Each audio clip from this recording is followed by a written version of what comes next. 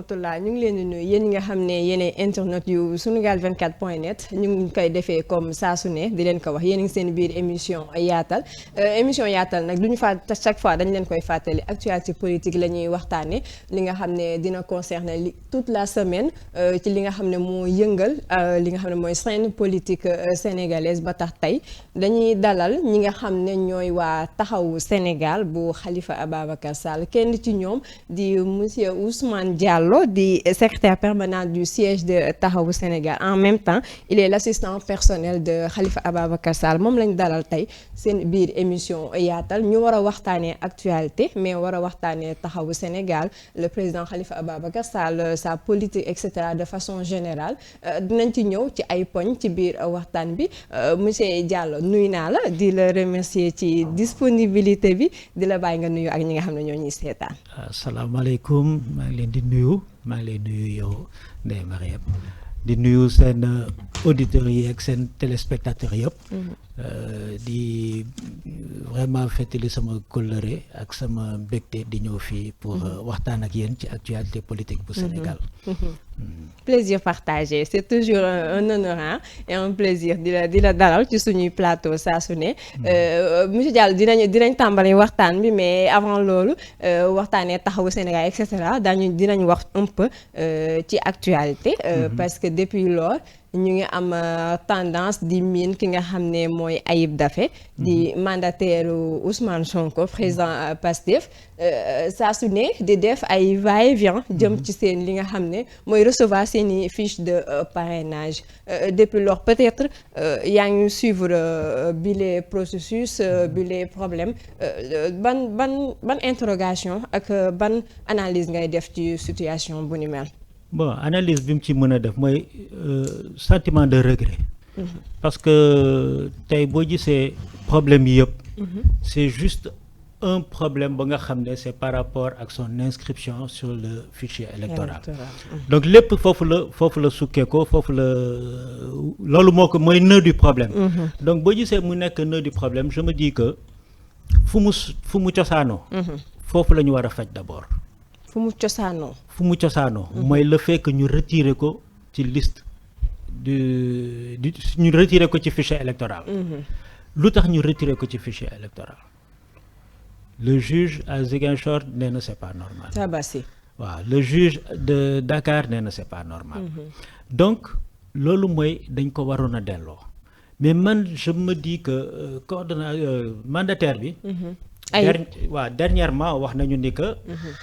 il est allé à la direction à la DAF. Donc je crois que depuis le début foofu la ñu waroon commencer parce que la direction des élections mënul dugal mënul génne parce que ñoom dañuy recevoir rek ñu ne leen def leen ñu def ay exécutants lañu. Donc ñoom au début ils ont fait une erreur. Je crois. À mon humble avis man je me dis que il fallait dès le début taper sur la DAF. Parce que ñoom ñoo yor fichier bi ñoom ñoo mën a dindi ñoo mën a dugal. xam nga nag en administration dindi effacer. moo gën a yomb dugal. C'est vrai. moo gën a yomb dugal. mun nga effacer mais pour li lay permettre dugalaat c'est autre chose. Donc, processus nga nar a topp processus la li lay nar a dugalaat processus la. donc loolu moom mooy problème bi. donc je crois que dès le début suñu commencé woon foofu je crois qu'ils auraient eu plus de temps ak clôture dépôt de candidature pour mën a régler loolu. Mais est-ce que politiquement ils étaient préparés à cela ba ñu mën a am xam ni waroon nañ njëkkee fële ba waral ñuy def wiiri bu métti bi ba coono bi yëpp fekk leen. Ouais, mais ils ont leurs avocats yi lu muy njëriñ loolu lay jëriñ. bon y a aussi l'expérience politique. Surtout y a l'expérience politique parce que boo xoolee. ñële ils ont joué le dilatoire je crois waa direction des élections dañ leen nelawloo foog gëmloo leen presque ci ñoom lay doon wala ils ont refusé alors que du ci ñoom ils n'ont pas ce pouvoir là ils n'ont pas le pouvoir. dañ leen nax daal maanaam. man je crois ils n'ont pas le pouvoir de dugal nit wala génnee nit parce que ñoom direction ñoom ñoo yor fichier bi. ñoom ñooy yor code d'accès ci biir fichier bi. mais code d'accès ci biir fichier bi dugg ci biir fichier bi tamit c'est pas n'importe quand ak n'importe comment lañ ciy duggee. dafa am yoon ak cëslaay. voilà xam nga tey pour le Sénégalais lambda parce que fii c'est un candidat à la présidentielle. moo tax mu am écho. mais si c'est un candidat lambda c'est sûr et certain que nit ki duñ ko mën a dugalaat tant que révision ordinaire amul ñu ubbi le fichier national nit ñi di inscriraat ci la kenn ku ñu génne woon mën a dugaat. mais kii comme c'est un candidat. à la présidentielle il est obligatoire qu'il soit dans le fichier. parce que s'il n'est pas électeur mënul nekk élu. donc par rapport à ça c'est un cas particulier. donc un candidat à la présidentielle c'est un cas particulier. donc dañ ko war a aar dañ ko war a protéger. donc je crois que par rapport à ça man je me dis. que li ñu waroon a def comme Ziguinchor wax na Dakar wax na waroon nañ ko dugal. léegi nag li ci des ñu bàyyi ko ak conseil constitutionnel. absolument parce que conseil constitutionnel ñoom ñooy yor le dernier mot. le dernier mot. quoi qu'il en soit parce que Khalifa Sall bu mu nekkee dans ce même problème là. il a fait tout le processus et il était éligible. parce que booba fekk rabat d'arrêt n'était pas suspensif. mais conseil constitutionnel moo ñëw ne non. ñoom sax finalement foofu lañ mujjee ah. voilà parce que Sénat conseil voilà moom lañ mujjee. quand il y a eu tous ces procès qui arrivaient. donc le ministère de la justice dugal benn loi à l'Assemblée pour que et puis ça c'est passé même inaperçu. pour rendre le rabat d'arrêt suspensif. alors que le rabat d'arrêt n'était pas suspensif à l'époque avec Khalifa Sall. donc tey. bu ñu defee loolu man je me dis que waroon nañu ko bàyyi dugal ko ci fichier bi. ça ne coûte rien. et laisser au conseil constitutionnel à l'arrivée de juger d'étudier le dossier. c'est simple. parce que nit ki je crois que administration vérification lay def vérification bi warul tere nit ñi mais aujourd'hui li ma remarqué. administration bi il ne cherche plus à bloquer qu'à aider les gens. xam nga administration dafa war a dimbali nit tey administration. population bi la nekkal administration bi yëpp l'administration est là pour le peuple. l'administration travaille pour le peuple donc tey boo xamul dara ci loi. ñoom ñoo la war a dimbali protéger la. jàppale la pour nga dem. mais aujourd'hui on voit que l'administration est plus là à essayer de bloquer les gens. waaw c'est ça. moom lañ dund loolu la ñuy dund ñoom en fait c'est toujours chercher comment bloquer l'opposant comment bloquer les gens je parle même pas d'opposant je parle en général de façon générale. ils cherchent toujours à bloquer tey boo amee problème ak police. yow sa bopp da ngay ragal. parce que da ngay naan ni que dañ may dugal. absolument alors que police daf la war a dëfal. daf la war a jàppale daf la war a gunge. donc administration daf la war a dëfal daf la war a jàppale daf la war a gunge. même au niveau de la direction des élections man li may wax ñoom waroon nañu mën a composer ak ñoom. teg leen ci yoon quoi. teg leen ci yoon. expliquer leen ko carrément mais tant qu'il y a refus de dialogue mais ñoom depuis le début ñoom doon nañ leen jéem a raisonner doon nañ leen jéem a wan yoon bu ñu war a jaar mais je pense que ñoom ñoo entêté wu un peu wala boog comme li nga wax expérience manque d'expérience politique ci côté boobu. waaw mais je veux dire man administration bi dama ne DAF pas DAF direction des élections premier dañoo bloqué xam nga ils avaient déjà reçu. après ñu woowaat defaat. mais ils avaient déjà bloqué. après nag ci la ñu braqué wu. gis nga bu ñu demee caisse de dépôt et de consignation. ils ont reçu le dossier. Ouais. donc newuñu parce que ils doivent être kii déposé. tant que déposé wul il est anonyme. bul xàmmee monsieur Daffé ne c'est le mandataire de Ousmane Sonko. je ne le reçois pas. Ouais. tant que ñëwul joxu le dossier ne le dossier Ousmane Sonko la il est anonyme. donc tu dois le recevoir comme tout un chacun.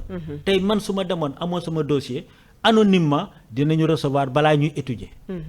boo ñu étudier ba xam ne ni que toi tu ne peux pas truc ñu delloo la bi mu demee déposer caution dañu recevoir caution bi. parce que c'est anonyme. tant que ubbi wuñu dossier ba étudier ñu ne dossier Ousmane Sonko la lii ak lii ak lii mooy koy gàllankoor. ñu renvoyer. ñu renvoyer ko. donc moi c'est ce que je me dis au niveau de la direction des élections. ñoom aussi côté donc def nañ ci erreur. voilà donc je veux dire que l'administration dafa war a yaatal. dafa war a jox confiance au peuple dafa war a jox confiance ak nit dafa war a am confiance ci administration. te tey dañu am déficit de confiance boobu par rapport à notre administration en général. Monsieur Diallo dinañ ñëw ci aussi affaire Ndiaga Diouf Barthélémy Diaz. parce que demain incha allah 22 décembre lañ ko war a juger fële ca Cour suprême. Barth nekk allié fort bu Khalifa Sall. ki nga xam ne moo jiite taxaw Sénégal fi nga xam ne foofu nga bokk. ban lecture ngay def ci procès boobu nga xam ne war naa am suba.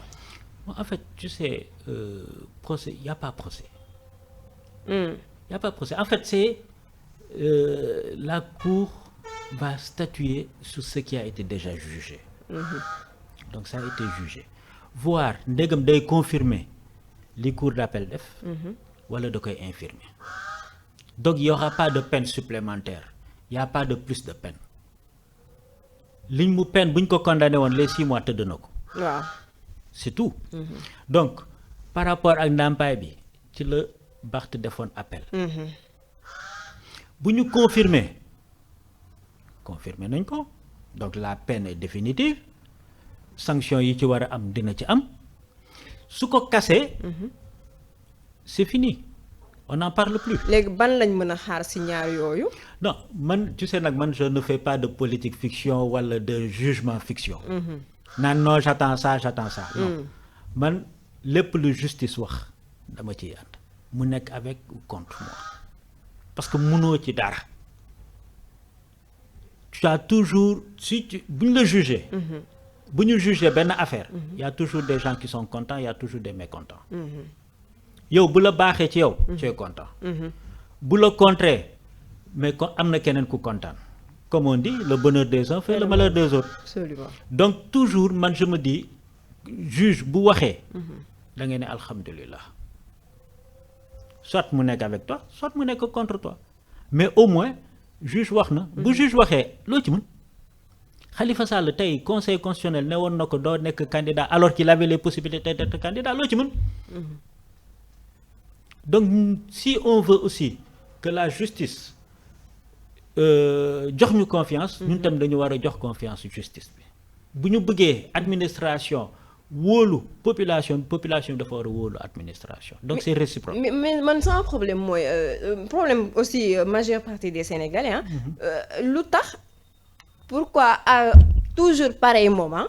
la ñuy soulever genre de dossier yi.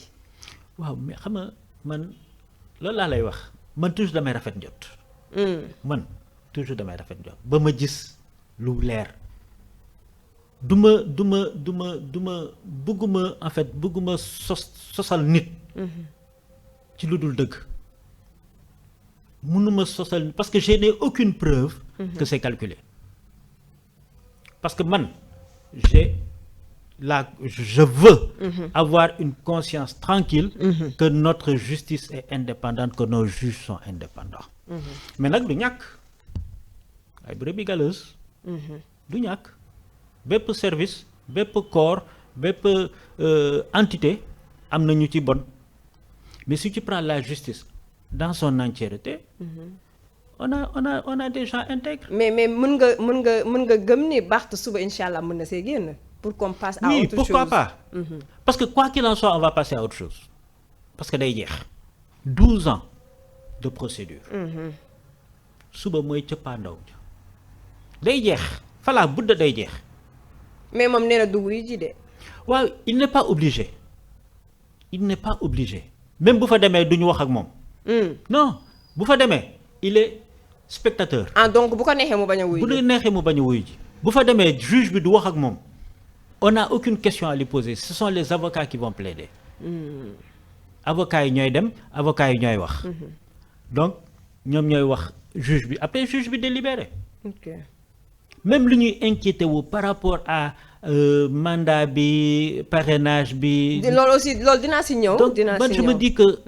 quoi qu'il en soit on va en finir avec le dossier. mais votre leader de Taxawu Sénégal Khalifa moom il a été catégorique tranché na ci déjà ci bi le dossier parce que nee na moom il est sûr que ni Barth il est innocent que rayul ki nga xam ne mooy ndem si yàlla Ndiaga Diouf. mais on le poursuit pas de crime kenn poursuivre ko crime amul benn crime boo xam ne danañ la condamner 6 mois on le poursuit détention d'armes. Donc dañoo requalifier les faits. xam nga loolu moo dal Ousmane Sonko biñ ko toppee ci viol on a requalifié les faits wàccee ko moom tamit biñ ko toppee ci loolu on a requalifié les faits parce que ba léegi amuñu arme mais du c'est crime. vrai ah lu jaral leeral la loolu effectivement. Voilà on a requalifié les faits gars yi da procureur bi daf ko toppee woon comme assassinat xawma lan. waaw mais tey on a requalifié les faits. donc ay port d'armes illégal ak genre yooyu loolu lañ ko toppee. waaw. moo tax c'est tout ak dédommagement de la victime. C'est tout donc xam nga requalification loolu la nit ñi dul xalaat. xam nga procureur mun na la charger. waaw. mais le juge moom charger la lourdement voilà le juge mooy xool dossier bi. est-ce que li ñu la charger loolu. am na wala jar na ko wala jaru ko. donc mu jeex. moo tax buñ ko defee moom lu mu def appel mooy par rapport à indemnisation bi. oui c'est vrai de 20 millions yi. loolu la def appel. léegi buñ ko kasee mooy que indemnisation kenn du ko indemnité wala ñu wàññi ko. waaw wàññi somme bi. wàññi somme bi. bu dee dañ ko confirmer bon li ça sera mais moom ñu wàññi ko mu ñàkk wàññi moom dafa ne woon du joxe indemnisation. waaw mais ce sera à lui de juger. oui xam nga léegi buñ la defaree benn peine après c'est ça toi de la personne. moom mooy juger. mais juge bi dina wax lu muy wax. léegi moom mooy juger lu muy def. et puis après on en finit quoi c'est tout. voilà internautes yu Sunugal 24 ñu ngi leen di fàttali ba léegi yaa ngi seen biir émission yaatal ñu dalal ki nga xam ne mooy monsieur Ousmane Diallo di assistant personnel bu Khalifa Ababacar Sall ki nga xam ne mooy njiital taxawu Sénégal monsieur Diallo dinañu taxaw aussi ci ki nga xam ne mooy Ousmane Sonko.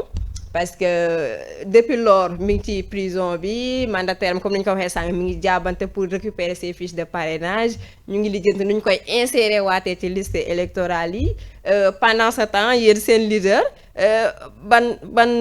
ban taxawaay la def ci boobu dossier parce que diggante Ousmane Sonko ak Khalifa mën nañ na benn instant nu mu fa demee seeti na ko génn na def ci déclaration ban position la Khalifa Sall taxawee ci côté boobu. bon ba léegi moom strictement ci côté Ousmane Sonko. ba léegi moom xam naa ni que leer na ma ni que seeteegu ko. seeteegu ko. non pour le moment. seeteegu ko Campena. c'est fait Cap Manuel. Cap Manuel pour le moment je dis bien pour le moment seeteegu ko. bañ ko ba mu nekkee ci kaso bi ba léegi. commencé recevoir yow tamit Ousmane Sonko lu mu commencé recevoir. mais nag monsieur Diallo leader bu ne seeti na fi Ousmane Sonko. kan moo ko seeti. leader bu ne seeti na fa ñoom Cheikh Tidiane Dièye dem nañ fa. ñoom Aïda Mbodj dem nañ fa. la liste est longue di. déet jeex na. non non. non. kan. le kii là. Déthié Fall. waaw mais y a que ce groupe. yaa que ce groupe là. mais lii nii nga wax nii day gën a firndeel ñàkk déggoo bi am ci diggante Sonko ak Khalifa. non Sonko ak Khalifa loolu laa wax de. maa ngi koy waxaat fii tey. waaw ku ci dugg yaa ciy des. ah bon. waaw ku ci dugg. yaa ciy des parce que je sais Khalifa fu mu teg Sonko xam naa Sonko fu mu teg Khalifa. autant. waaw autant. waaw. mais du jamono ji léegi xam nga tu sais munoo bëgg tey bañ suba xam nga nit ki bu ngeen di nawlante. dafa am ay valeurs yu ngeen di nawlante. valeurs yooyu su dañul ci nit ki. du mus a dañ te xam naa ni que valeurs yooyu mi ngi ci Khalifa Sall. Khalifa Sall du mus nga dégg rek. Khalifa Sall non ak nit. mus nga dégg Khalifa Sall wax lu bon ci nit depuis qu'il est en politique ba tey non. dañ naan ko dafa yaru sax mënul def politique loolu lañ koy wax. ak moo mën a politique loolu nag mooy politique. tu sais man je dis toujours politique. bu mu la booleeg sa waay. politique bu mu la booleeg sa xarit. politique du non politique du chamailler. politique du wax ju bon. mais réellement monsieur Diallo diggante Ousmane Sonko ak Khalifa est-ce que rataxati na comme na mu meloon.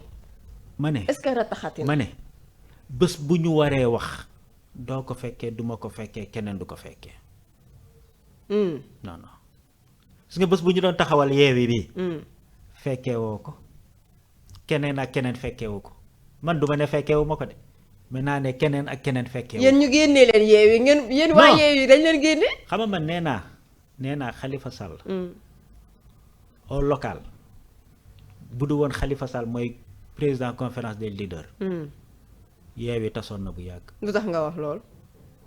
parce que la capacité de gérer les hommes bu Khalifa Sall am kenn amu ko ci homme politique yi fii Khalifa Sall bi mu démissionné de jeudi de son mandat de président de la coalition de la conférence des leaders ci la Yewwi commencé am problème mais Yewwi amoon na problème ci local yi Yewwi amoon na problème ci législative yi. yan genre problème. local yi. y avait des problèmes d'investiture. y avait d'énormes problèmes d'investiture. ci biir ci entre ñoom ci biir. oui y avait des problèmes d'investiture entre les leaders et certains responsables xam nga Yewwi dafa nekk parti yu bëri. donc y a des leaders. yoo xam nga ni que suñu leaders yi am na ay leaders yoo xam ne ils sont dans leur commune. mais mënuñu fa am 5 voix. waaw am na yenn responsables de certains partis qui sont plus représentatifs que ces leaders là. oui c'est vrai. mais leader bu taxawee nag ne man leader laa falaa budda dama war a nekk candidat. ci localité bi alors que yow tu sais que responsable X moo ko gën a taxaw. tu pèses pas le poids. bëgguma dugg ci détails yi. mais on a vécu la même chose aux législatives. un leader d'un département mu ne fa la budda moom la ñuy teg alors que am na benn candidat boo xam ne ci biir benn parti de membre de la coalition moom la ñu mujjee samp te moom moo gagné Benno Bokk Yaakaar benn kàngam bu ngande Benno Bokk Yaakaar.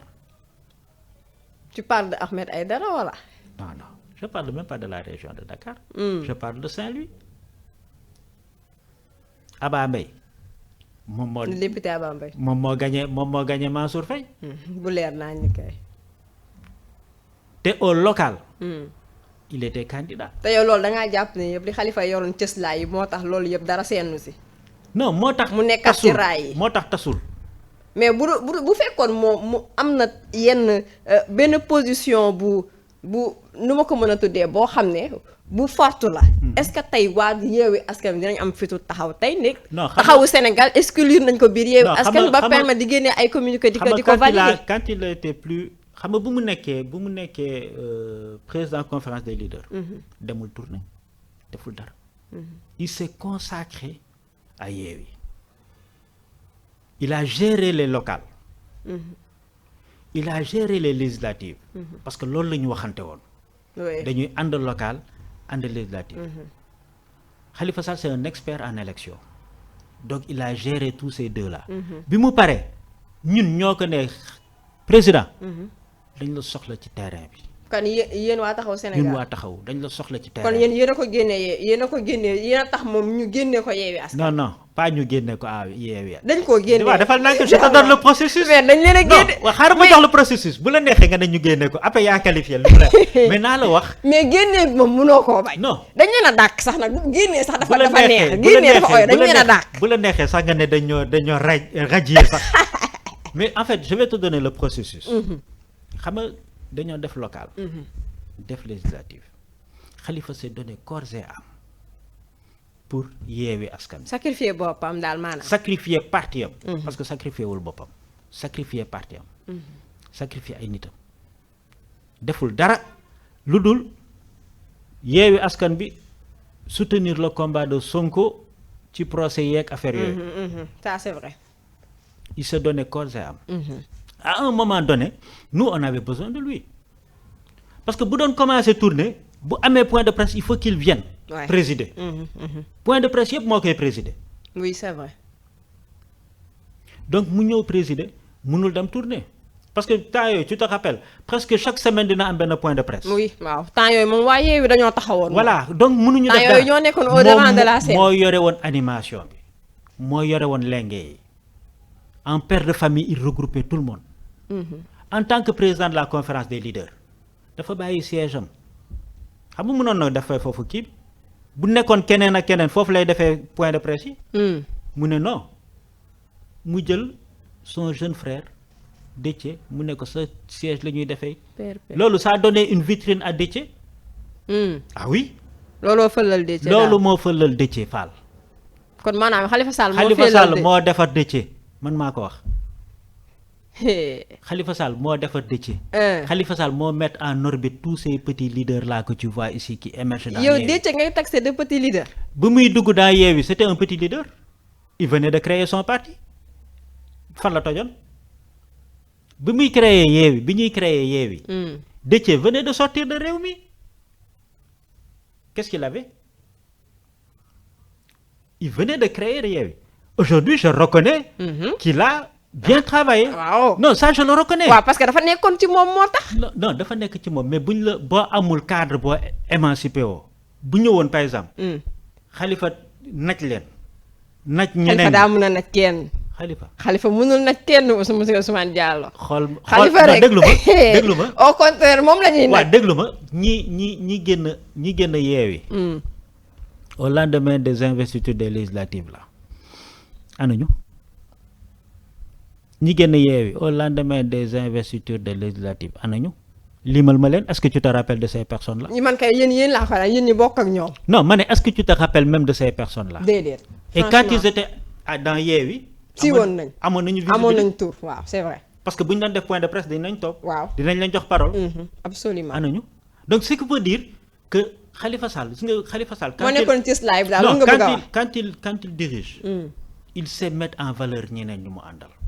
du écarté kenn Khalifa Sall xoolal dans Taxawu Sénégal aujourd'hui tu as combien de personnalités dans Taxawu Sénégal qui émergent.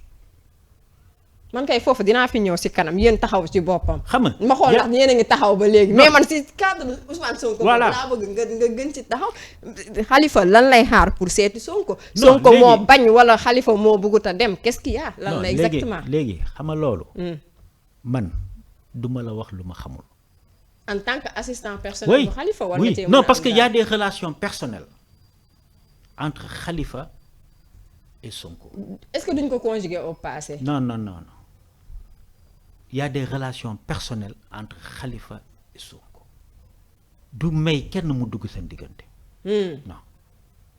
jàpp naa ne non du may kenn mu dugg seen diggante gis nga nee naa la. loolu nag du nekk entre partisans yi lañ koy wax parce que partisans. non partisans yi bu dee partisans Ousmane Sonko déjà ñoom dañoo déclaré Khalifa Sall persona non grata. kon kooku moom. non bu ngeen di wax Ousmane Sonko ak Khalifa dañoo am ay kii yu personnel. c'est difficile à xam nga loolu xam nga en général loolu day feeñ fépp day feeñ ci artistes yi day feeñ ci mbër yi day feeñ ci kii fekk kàngam yi seen bopp. amuñu problème mais les militants. wala les sympathisants wala bu dee les artistes les seen fans. dañuy am ay problème en général. mais loolu monsieur Diallo est-ce que tamit nekkul. Khalifa moo joué rôle boobu benn instant. xam nga parce que depuis waaw. xam nga maa ngi la doon jox processus bi. ba nga may naan ay dàq ak bañ a dàq. non dañ leen a dàq. non léegi xaaral ma ñëw ci processus bi parce que foofu tamit dama bëgg mu leer. waaw xam nga on a fait tout ça. ñu ne léegi on va faire nu mu tuddati sax législative jeex na. on va vers les présidentielles.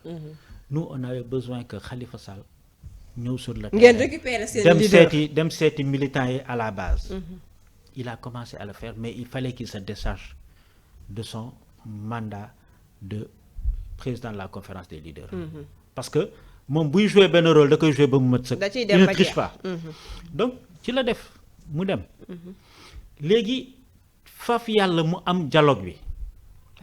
gars yi profité ci dialogue bi. problème bi nag fa la voilà gars yi problème yaa ngay débat xam nga gars yi ñëw dialogue bi.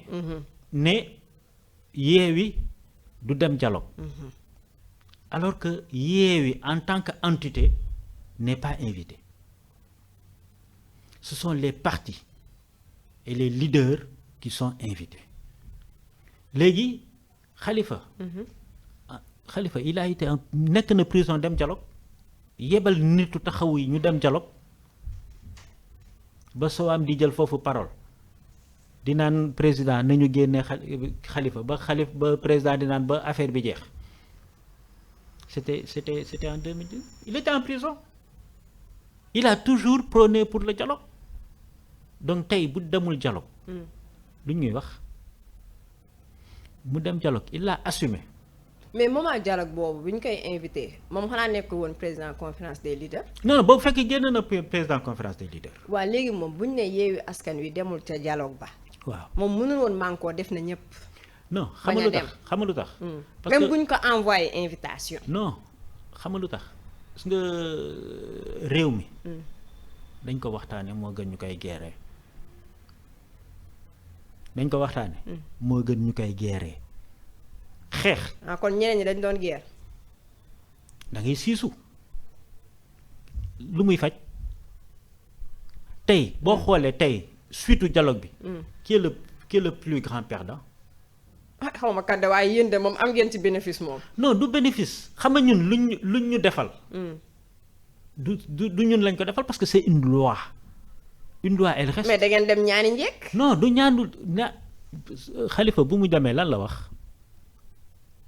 dem bi est-ce que nit ñi dem bi lañ ko blâmer avant tout. non xam nga dem. dem bi non xam nga dem bi moo njëkk a tax ñu ne ko il a trahi Yewwi Askan Wi. c'est quoi la trahison. dem bi rek. waaw non dem bi léegi yow tey. parce que monsieur Diallo munoo tey ñun ñaan ñu ànd man ak yow. xeexandoo ba pratiquement ñu na dem ci cëppaandaw ga desul ludul. victoire finale. nga xajamal cere ji. ban victoire finale. mais li nga xam ne ñoom doon nañ ko xeex jëm am nañ résultat ci local. lan lañ doon xeex. ñoom waa Yewwi Askan Wi. non après local yi après législative yi. non loolu boobu moom xeex ba jeex na moom ndax am lañ bëggoon am nañ. local kii élection yi nu mu tudd dialogue bi kay c'était après les législatives. waaw c'était après les législatives. lan lañ doon xeex leneen. mais booloo tamit bu ñëpp neewandoo nañ def lii Khalifa kase nar cee seppi boppam tamit est-ce que nekkul day lëndëmal xelu ña ngay àndal. xam nga sama maam lan la doon wax. ba ñu bëgg laa jiiñ ay affaire de li nga xam ne mooy wor. xam nga sama maam lan la doon wax. loolu mooy inconvénient wu démocratie. dafa ne. démocratie si tu prends 10 personnes. excuse-moi du terme tu as 6 couillons. et 4 intelligents. 6 couillons ils peuvent prendre la majorité et décider. mais fii c'était pas une décision boo xam ne. collégiale c'était une décision individuelle. lu doon baax nag. mu nekk une décision collégiale. mais moom lu tax mu jëloon décision ne day dem ci dialogue bi concrètement. mais lu ñu fa doon waxtaane réew mi lañ doon waxtaane gis nga man je me dis dialogue bi. xam nga dinaa wax peut-être lenn loo xam ne ça va un peu titiller les gens. ab dof. boo séqee ak moom. da nga koy jaay doole wala da nga koy jaay xel. fi mu ne ñan ngay taxé sa dof ni waaye Yewwi Askan Wi yeneen leader yi déedéet. suis mon regard waa Benno Bokk Yaakaar pour ne pas dire son chef. lu leer rek laa bëgg. xam nga jaay ko xel. Haalpulaar day naan. funti laami buri filli laami.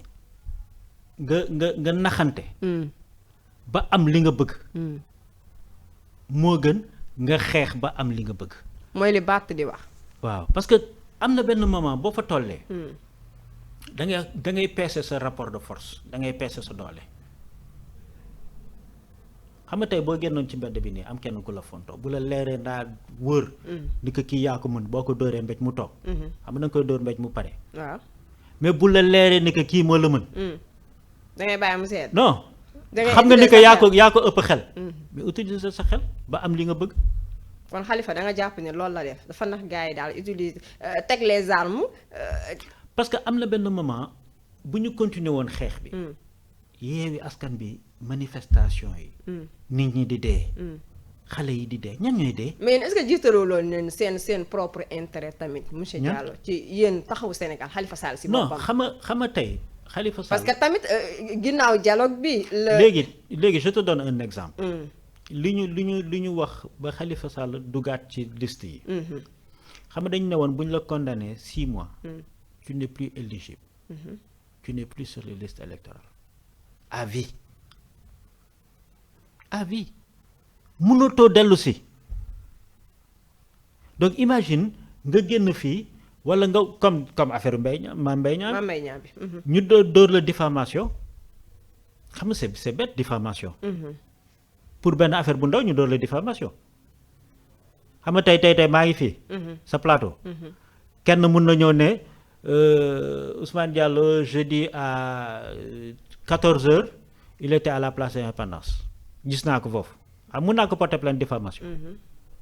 ëllëg ci biir il a les possibilités d'être un président de la République il ne pourra pas l'être parce que il a été condamné léegi nag lii dafa loi bi bu mu ñëwee dafa ne. képp ku ñu condamné ba sa peine jeex. tu redeviens sur les listes électorales wala buñ la gracier ba li nga waroon a tëdd. mu mat da ngay duggaat ci. yéen daal loolu rek moo leen non dégg ma rek da ngay duggaat ci. yéen daal na ngeen bokk rek. li xale yi naan naa bokk rek xam nga loolu. Khalifa loolu da nga ko intéressé. xam nga loolu ñeneen ñi lu ñuy wax ak. lu muy perdre ak naa bokk rek déglu ma léegi loolu. est-ce que c'est pour Khalifa Sall rek wala c'est pour ñi nar a ñëw yëpp. c'est pas seulement pour Khalifa Sall. une loi elle est impersonnelle. une loi elle est impersonnelle. la loi s'applique à toutes les personnes qui viendront.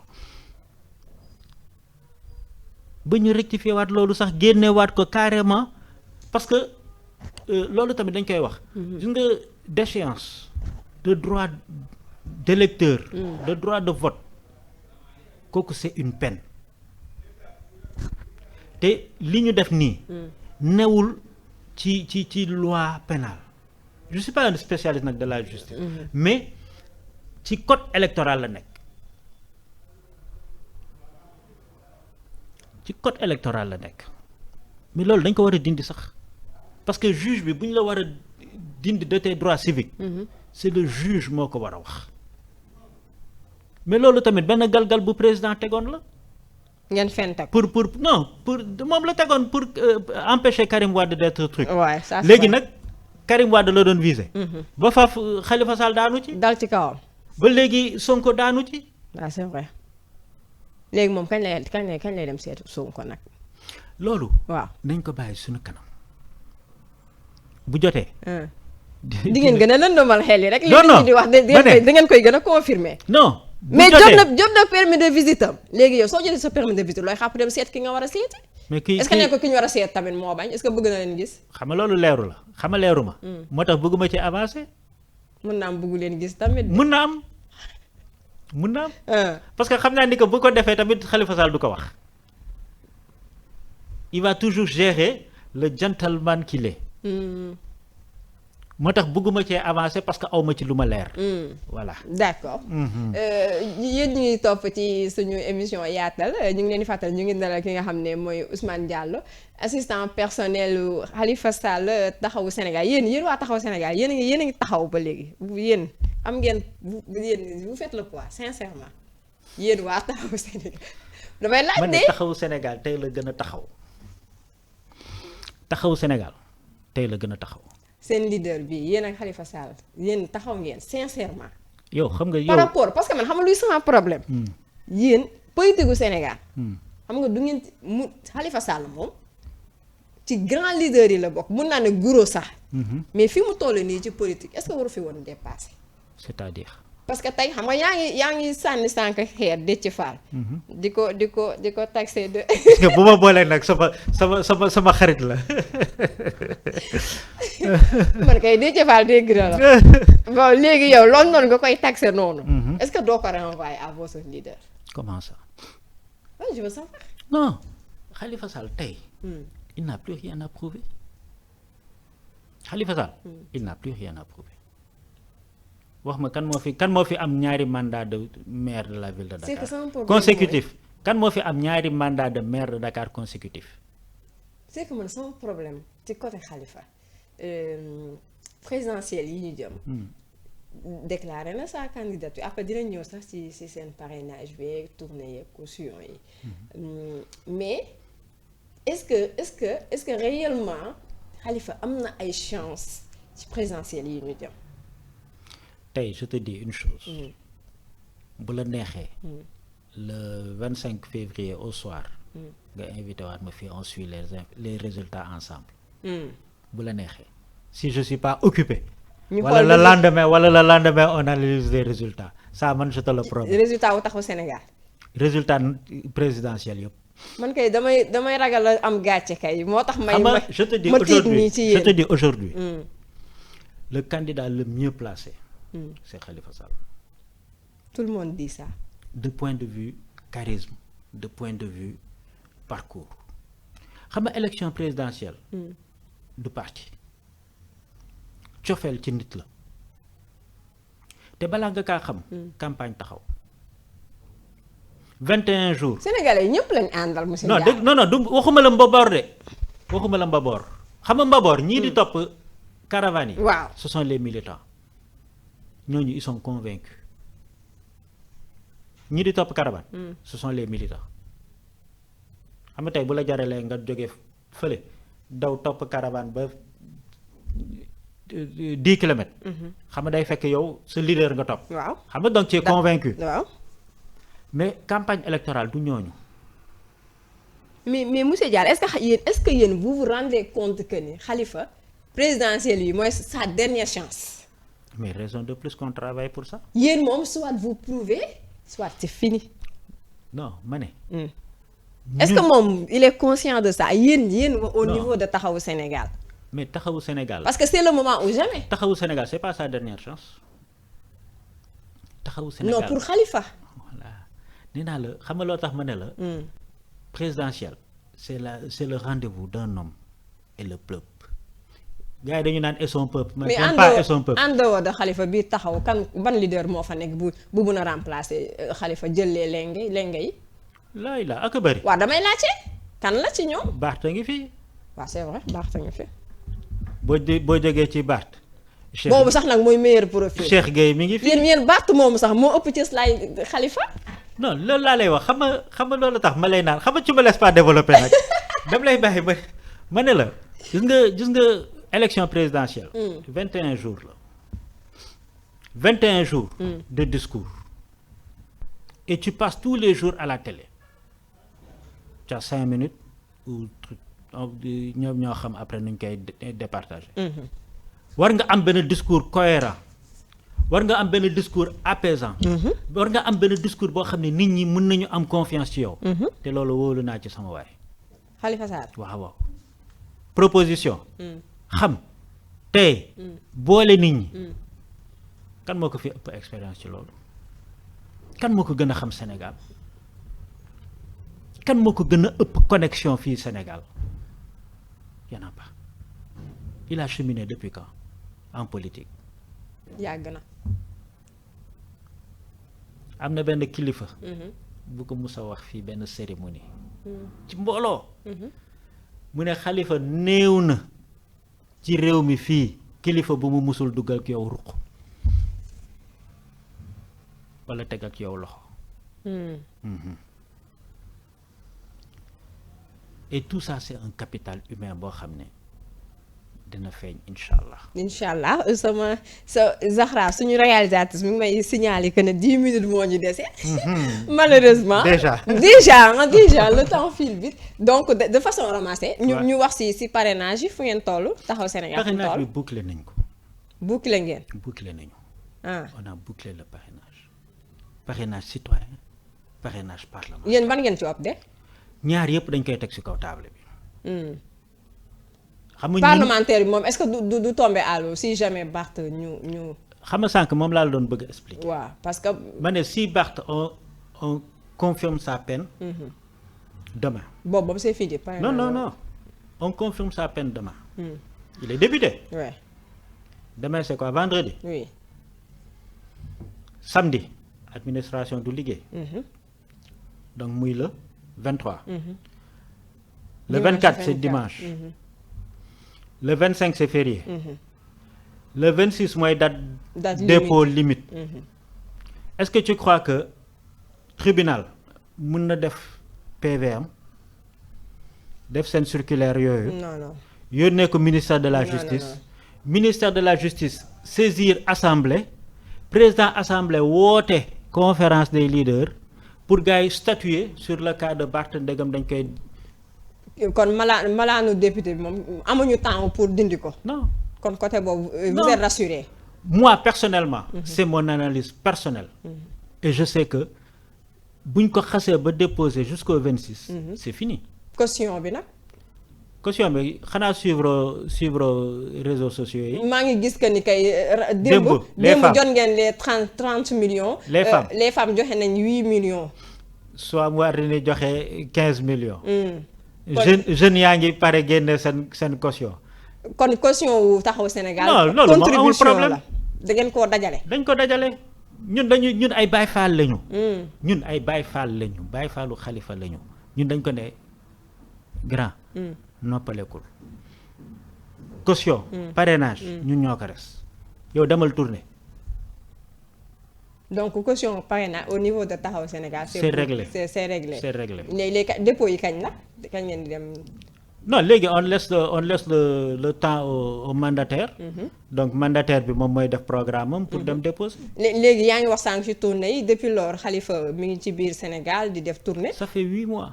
ban bilan lay def ci tournée yi ak ban solution la apporter pour urgence yi mu noté. ci biir programme. bi nga xam ne moom lay proposer ci présidentielle yi. xam nga tournée bi déjà du mu ci génn. moom il dit que sa politique est basée sur l'humain. Donc l'humain, tu vas le voir là où il est. Et ñun on fait un programme participatif mooy programme bi ci base bi lay jógee yéeg. xam nga boo demee xool fekk ki ca Goudiri fële. wala ci Janké Maxa wala ci Saadatu. au fin fond du Sénégal moom moo la gën a xam lan mooy tax goxam boobu. soqaliku. lan mooy urgence am.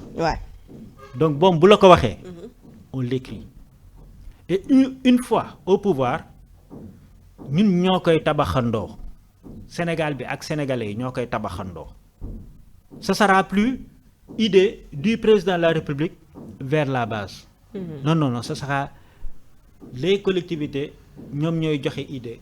ñu tabax et ça je vais rajouter une chose. Khalifa nee na le jour où il sera président de la République, il donne 1 milliard à toutes les communes pendant 3 ans. waaw.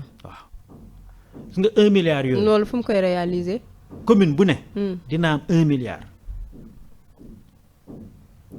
1 milliard yooyu. yow yaay defar sa commune say école say forage say infrastructure de base. Ni mu nekkee woon mairie Dakar de moom bu ko yoree réew mi si jamais mu gagné. dina day gagné incha allah si jamais mu gagné day gagné incha allah. mais man malheureusement man seeni chance laa gisul malheureusement. non loolu laa lay wax ma ne la gis nga capital sympathie.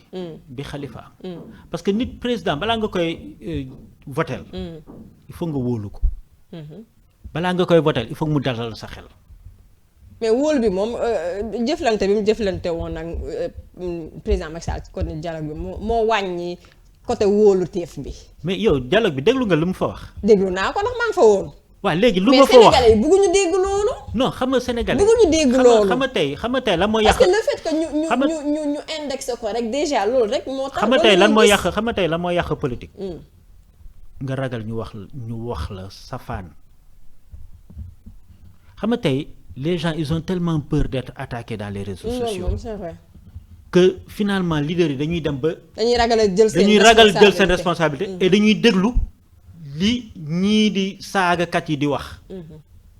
Tu te rappelles bi ñu ko yuuxoo place de l'Obélisque. waaw. Il a pris le micro qu'est-ce qu'il a dit. waaw ça ne sert à rien. Ça ne sert à rien. boobu kay il était courageux. xeex bi il est courageux. man sérieusement léeg-léeg man sama bopp de laa wax man moom daf may jaaxal man il prend des positions yoo xam ne man su doon man peut-être que am na neneen nu ma koy jëlee je te dis je le jure tous les leaders de Yewwi Askan bi ñu doon def suñu campagne législative ku ci ëpp fit Khalifa Sall amul je le jure sur le Saint Coran. ba raw Ousmane Sonko. ba raw Ousmane Sonko man maa la ko wax. yéen Ousmane Sonko moo nekkoon au devant de la scène bi. Khalifa Sall moo ko bàyyi au devant de la scène. monsieur Diallo xam nga déglu ma xam nga boobu Khalifa Sall était président de la conférence des leaders. boobu il était président côté boobu déglu ma rek déglu ma. ñëw il était président de la conférence des leaders. dañ ko doon naan président yow yaa war a féete kanam mu ne non on a proposé Sonko mu nekk tête de liste. mais bu Khalifa jiite woon du ñu am dara waa Yewwi. nga ne. bu Khalifa jiite woon du ñu am bu taxawoon ci kanam du ñu am dara. ma ne moo yey dellu ginnaaw nag ma ne bu fa newul woon. moo yellu non moo yey dellu si ma ne ginnaaw bu fa newul woon. moo yeewu dellu déglu si ma ginnaaw bu fa newul woon. ah. du ñu am dara. xam nga fug réglé wul dara fu fug amee. il faut nga am benn contrepoids pour mun a dóor symbiose boo xam ne. day nekk bombe buy attaqué. nañ terminer balaa ci côté pur parce que heure bi jeex na fi malheureusement relation comme wax nañ ci relation Barth Khalifa Sonko ba Khalifa relation Sonko ak waa pur notamment seen président du parti Serigne Moustapha Sy amoon nañ de bons rapports je sais pas. Khalifa ak kii Serigne Moustapha Sy ak waa pur. Khalifa nee na. Serigne Moustapha Sy politique boolewu leen. kilifaam la. waaye politique boolewu leen kilifaam la c'est pas des relations politiques. non Khalifa Sall ci kër gi la bokk. ci kër gi. la bokk. mais ma politique bi yàq ko. mënu ko yàq. non nee naa la politique bu mu la booleeg say mbokk. politique bu mu la booleeg say truc donc boo jëlee relation sa relation ak nit. tegoo ko ci relation politique. mais récemment sortie yi ñu gis yu nga xam ne. kan kii di Serigne Moustapha def na ko. lan la wax autant pratiquement li muy tudd Khalifa Sall léegi bareetul par rapport au temps yi nga xam ne da ko doon sax mel ni ku nekk avocat am. waaw parce que bu doon politique lay wax. am kay ci mais day wax ci politique. waaw loolu laa ma ne boobu bu defee sortie dina wax ci Ousmane Sonko dina wax waaw loolu laa ma ne mais dernière sortie bu mu def gàmmu ba. fa la mais ko ku wax ci Sonko wax ci Barth war a mën a wax ci Khalifa Sall. mais wax na ci Khalifa Sall xam nga lan la ko wax. keroog lu mujj ci gàmmu bi lan la ko waxoon.